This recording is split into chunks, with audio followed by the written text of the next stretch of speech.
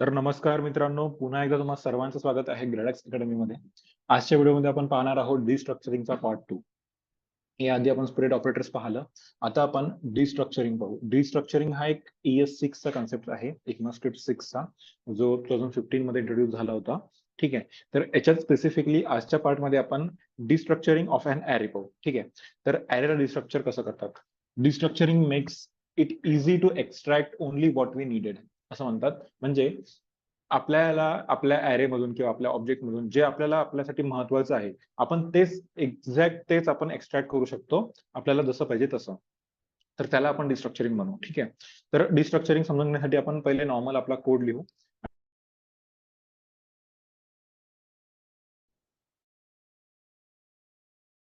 Is equal to, हा आपला एक ॲरेचा सिंटॅक्स झाला. याच्यामध्ये स्टुडंटचं नाव, for example Aman, Aman, then surname Patil, Patil, then age 25, then roll number 1010. ठीक आहे. इतके मी एलिमेंट्स घेतले. सेव्ह करतो आणि कन्सोल डॉट लॉग मध्ये आपण जर स्टुडंट या ठिकाणी कन्सोल डॉट लॉग केलं तर आपल्याला पूर्णचे पूर्ण ॲरे येऊन जाईल. बट आपल्याला जर एखादी गोष्ट त्याच्यामधली ऍक्सेस करायची असेल तर आपण मल्टिपल वेजने आपण ऍक्सेस करू शकतो. ठीक आहे. जसं की आपण नॉर्मली काय करतो, इंडेक्स नंबर वरून आपण ऍक्सेस करतो. जसं की हा अमन 0th इंडेक्सवर आहे, पाटील 1 इंडेक्सवर आहे, 25 सेकंडवर आहे आणि 1010 हा 3rd इंडेक्सवर आहे. तर नॉर्मली आपण काय करू, एका व्हेरिएबल मध्ये याला आपल्या प्रत्येक एलिमेंटला आपण स्टोअर करू. जसं की for example name, let name is equal to student, student of index number 0. अशाच प्रकारे, ठीक आहे, अशाच प्रकारे नेम नंतर last name, last name, last name मध्ये इंडेक्स नंबर 1, त्यानंतर एज, एज मध्ये इंडेक्स नंबर 2. ठीक आहे. खाली इंडेक्स नंबर 3 आणि तिथे रोल नंबर लिहू, रोल नंबर. ठीक आहे. अशा आपण प्रत्येक व्हेरिएबल मध्ये स्टोअर केले आपले एलिमेंट्स. आता मी याला स्पेशली लॉक करून पाहतो. जसं की नेम जर मी लॉक केलं, याला सेव्ह केलं, तर तुम्ही पाहू शकता नेम लॉक केल्यानंतर अमन आलेलं आहे. हे नेम आपण वेगळे व्हेरिएबल्स बनवले. ठीक आहे. तर नेमच्या ऐवजी फॉर एक्झाम्पल जर मी एज घेतला, त्याला सेव्ह करतो, 25 आलं. एजच्या ऐवजी रोल नंबर घेतला तर तुम्ही पाहू शकता रोल नंबर आला 1010. ठीक आहे. तर हे नॉर्मल प्रकार आहे. ही ही एक ओल्ड वे आहे करायची, old way of assigning array items to a variable. ठीक आहे. याला आपण हेडिंग देऊ की assigning array item to a variable. ठीक आहे. बट ECMAScript 6 मध्ये आपल्याला जे डिस्ट्रक्चरिंगचा कन्सेप्ट आपल्याला जो इंट्रोड्यूस झाला, ते आल्यानंतर आपण एक वेगळा अप्रोच वापरायला सुरू केला. तो काय आहे, तर न्यू वे काय आहे, assigning array item to variable, new way. ते काय पाहू आपण. ठीक आहे. We are using array destructuring. Okay, for assigning array item to a variable. तर ते कसं करू आपण, लेट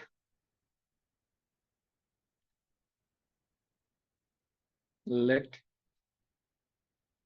बॉक्स ब्रॅकेट, आणि याच्या आतमध्ये आपण ते आपले जे व्हेरिएबल्सचे नाव आपल्याला घ्यायचे आहेत ते घेऊ. For example name. ठीक आहे. Name comma last name comma age comma roll number, roll number. ठीक आहे. आणि याला व्हॅल्यू देऊ आपण स्टुडंट, स्टुडंट, स्टुडंट. ठीक आहे. सेव्ह करतो आणि आता मी लॉग करून पाहणार, मी लॉग करून पाहणार. ठीक आहे. लॉग मध्ये मी फॉर एक्झाम्पल नेम करतो, तर तुम्ही पाहू शकता नेम मध्ये एक्झॅक्ट नेम आलेला आहे. आता आपण डिस्ट्रक्चरिंगची मेथड यूज केलेली आहे. डिस्ट्रक्चरिंग मध्ये मी काय केलं, हे जे आपल्याला 4 लाईनचा इथे कोड लिहावा लागत होता, तर हे एका लाईन मध्ये आपण हा 4 लाईनचा कोड एका लाईन मध्ये केला. 4 किंवा याच्या जागेवर 10 जरी गोष्टी असत्या, आणखी गोष्टी ऍड असल्या असत्या, तर त्या गोष्टी आपण एका लाईन मध्येच लिहू शकलो असतो. म्हणजे एकाच व्हेरिएबल मध्ये पूर्णच्या पूर्ण नेम स्टोअर करायचे आणि त्याला ऍक्सेस करायचं. तर इथे आपण जसा नेम ऍक्सेस केला तसंच आपण लास्ट नेम पण ऍक्सेस करू शकतो. लास्ट नेम सेव्ह करतो, तुम्ही पाहू शकता पाटील. त्यानंतर तशीच आपण एज पण ऍक्सेस करू शकतो 25. तसंच आपण रोल नंबर पण ऍक्सेस करू शकतो, रोल नंबर. ठीक आहे. तर अशा प्रकारे आपण ऍक्सेस करू शकतो. आता याच्यामध्ये खूप साऱ्या गोष्टी आहेत छोट्या छोट्या. छोट्या छोट्या गोष्टी कशा आहेत, जसं की याच्यामध्ये मी एक एम्प्टी एलिमेंट टाकला. तर एम्प्टी एलिमेंट टाकल्यानंतर काय होणार, जसं की आता पहा तुम्ही, याचा आता जे आपली लेंथ आहे, ॲरेची जी लेंथ आहे ती ही जाणार, ही 0 आहे, हे जे एम्प्टी आहे ते 1 वर जाणार, त्यानंतर हे पाटील हे 2 वर जाणार, मग 3 4 असं होईल. म्हणजे नेम अमन राहील, पण लास्ट नेमला जेव्हा मी इथे प्रिंट करणार, तेव्हा तुम्ही पाहू शकता इथे अनडिफाईन्ड आलेला आहे, कारण की मी एक इथे एम्प्टी एलिमेंट घेतलाय. ठीक आहे. तर हे अशा प्रकारे पण वर्क होते. ठीक आहे. आणि लास्टला फॉर एक्झाम्पल मला याच्यामध्ये जर आता तुम्ही पाहाल असेल की आपण नेस्टेड ॲरे लिहितो. नेस्टेड ॲरे कसा असतो, ॲरेच्या आतमध्ये ॲरे लिहिणं असा. ठीक आहे. तर याच्यामध्ये मी लिहितो वाटल्यास एक प्लेस लिहितो पुणे, कॉमा, आणखी एक स्टेट लिहितो महाराष्ट्र स्ट्रिंग मध्ये, महाराष्ट्र.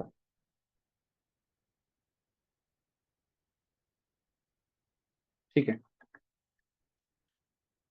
आता याला ऍक्सेस कसं करायचं, तर सेम आपल्या याच्यामध्ये पण एक नेस्टेड ॲरे घ्यायचा आपण, कॉमा आणि हे करून बायफरकेट करून, त्यामध्ये आणखी 2 व्हेरिएबल्स घ्यायचे नवीन. तर व्हेरिएबल्ससाठी त्या नेस्टेड ॲरेमध्ये पहिला घेऊ आपण सिटी, कॉमा, दुसरा घेऊ स्टेट, STATE, स्टेट. मी सेव्ह केलं.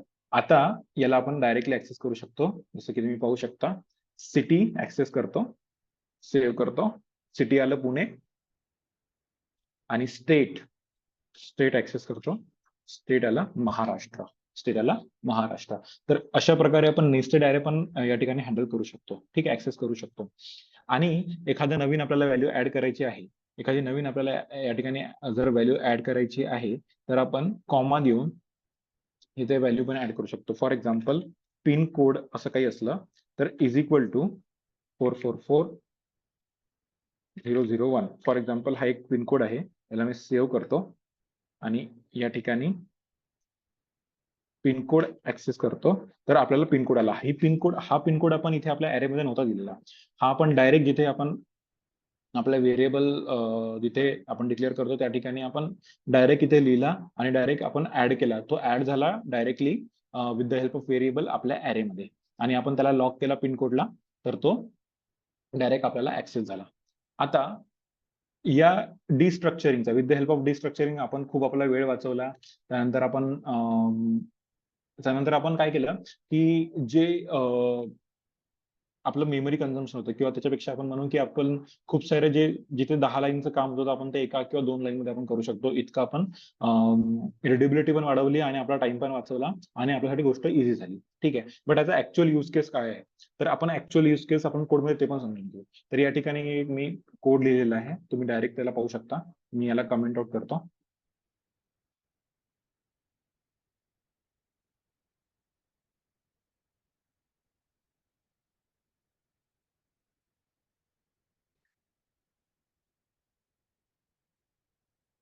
ठीक आहे. तर एक फंक्शन घेतलंय मी या ठिकाणी, तुम्ही फंक्शनकडे लक्ष द्या. एका फंक्शन मध्ये सेम मी काही नाव घेतलंय, रिटर्न केलेलं आहे एका ॲरेमध्ये, विद्या 25101. म्हणजे फॉर एक्झाम्पल नेम, एज, त्यानंतर रोल नंबर, प्लेस, प्लेस नंतर मग एक नेस्टेड ॲरे घेतला, त्याच्यामध्ये एक स्टेट घेतला आणि पिनकोड घेतला, आणि त्याला मी एका स्ट्रिंग आपलं त्याला एक मी ऑब्जेक्ट मध्ये सेव्ह केलं. ठीक आहे. स्टुडंट नावाच्या याच्यामध्ये फंक्शन मध्ये मी सेव्ह करून टाकला. स्टुडंट नावाच्या फंक्शन मध्ये सेव्ह झाल्यानंतर आता मी कन्सोल लॉग जेव्हा करतो तेव्हा मी जर नेम याच्यामध्ये ऍक्सेस करू शकलो, तर विद्या नेम, त्यानंतर एज, एज 25, एज नंतर रोल नंबर 1010, ठीक आहे. प्लेस अमरावती और स्टेट महाराष्ट्र. तर अशा प्रकारे with the help of variable आपण आपल्या अरे मधला एलिमेंट ऍक्सेस करू शकतो. त्यासाठी आपल्याला खूप मोठा कोड लिहायची आवश्यकता नाही. With the help of destructuring method, या डिस्ट्रक्चरिंगच्या हेल्पनी आपण फक्त एका लाईन मध्ये 10-10, 15-15 लाईनचा कोड डायरेक्ट आपण व्हेरिएबलचे नाव एका अरे मध्ये देऊन आपण डायरेक्ट प्रत्येकाला ऍक्सेस करू शकतो. तरी हे आहे बेनिफिट डिस्ट्रक्चरिंगचं. ठीक आहे. तर आपण आजच्या व्हिडिओमध्ये पाहिलं की आपण अरेचं डिस्ट्रक्चरिंग कसं करू शकतो आणि त्याचा ऍक्च्युअल कोडमध्ये यूज केस कसा असतो तो आपण या एक्झाम्पलच्या मार्फत पाहिलं. ठीक आहे. तर हे होतं अरेच्या डिस्ट्रक्चरिंग बद्दल.